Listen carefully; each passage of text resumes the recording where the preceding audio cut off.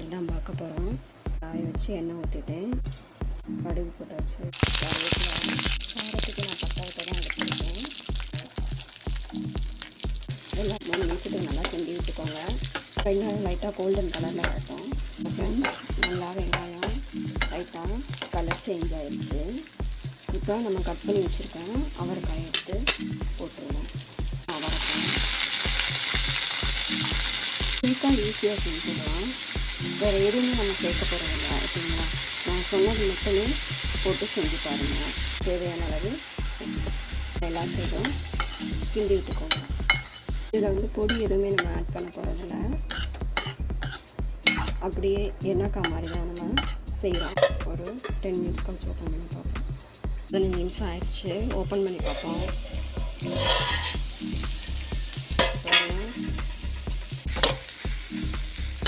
பாருங்கள், எப்படி நல்லா குக் ஆகிடும். அவ்வளோதாங்க, நமக்கு அவரைக்காய் பொரியல் ரெடி ஆயிடுச்சு. ட்ரை பண்ணி பாருங்கள், ஓகேங்களா?